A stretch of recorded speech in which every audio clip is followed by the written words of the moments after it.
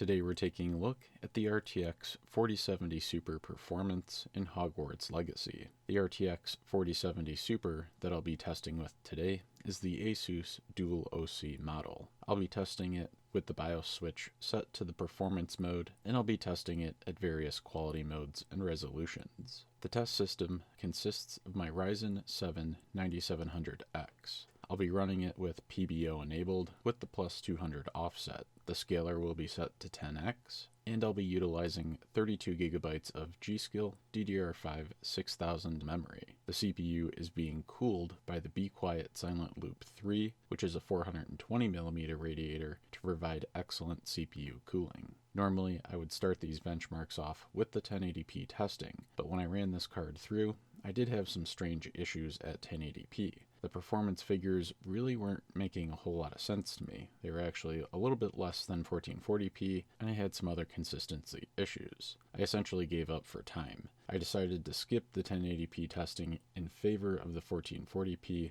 and 4K testing. I do really like 1080p game testing because it lets you get an idea of the GPU performance while kind of minimizing the CPU impact, but to be honest, I would never play Hogwarts Legacy at 1080p with a 4070 Super.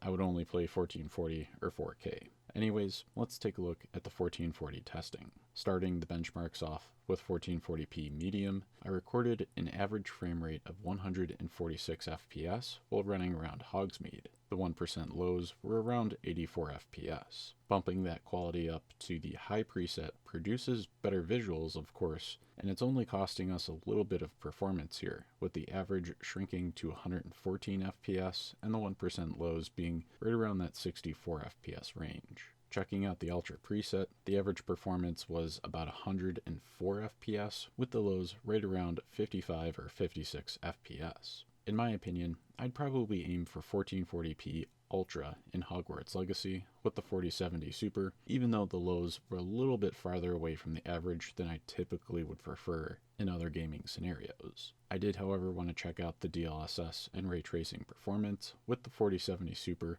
even though I probably wouldn't use ray tracing with the 4070 Super in most games. At 1440p Ultra with DLSS set to quality, the system averaged 117 FPS with the lows around 69 FPS. Adding the full ray tracing feature set to this benchmark with the 1440p Ultra preset and DLSS still set to quality, the system averaged about 46 FPS with the lows around 28 FPS. I figured with a light overclock, maybe I could push that average towards 50, maybe even 55, but in the end, I really didn't gain very much at all. The overclock got me to an average of 47 FPS, up from the previous average of about 46 FPS, with the lows climbing up to 28 FPS from 27 FPS before the overclock was applied. I would definitely consider DLSS quality here, that'll bring the lows up, but at the same time, I might just run native 1440p Ultra with a slight overclock applied. Moving on to the 2160p or 4K testing, the system averaged 87 FPS at the medium preset, with the 1% lows around 55 FPS. A decent experience in my opinion, but you can definitely see that the 4070 Super is being stressed out at 4K. Upgrading to the high quality preset, the average was about 70 FPS, with the lows right around 41 FPS. This is definitely playable in my opinion, but I do know that some people are not going to like that 1% low performance, so just something to keep in mind. As for the Ultra preset at 4K, the system averaged 56 FPS, with the lows right around 35 FPS. Again, that is playable, but it's definitely a sub 60 FPS experience, and if I had to bet, most people are going to prefer DLSS or to just reduce the quality settings. So I went ahead and enabled DLSS at quality for the 4K Ultra preset. The system averaged about 77 FPS, with the lows at about 44 FPS, which is quite decent in my opinion. This is definitely a nice option for people who really want to play at 4K, get some quality, and some decent performance. Especially if you're not running around Hogsmeade, that performance will go up just a little bit. I figured adding ray tracing on top of this configuration would probably wreck the gaming performance. And it did. The system averaged around 35 FPS, with the lows around 20 FPS. I honestly tend to just forget ray tracing is a thing in most games. The average GPU still can't really run ray tracing in a lot of titles, or at least a lot of the newer titles that are really implementing more cool ray tracing features that really make the game transformed or look a lot better. I think most people are just better off not enabling ray tracing for now, unless you have a really high-end GPU.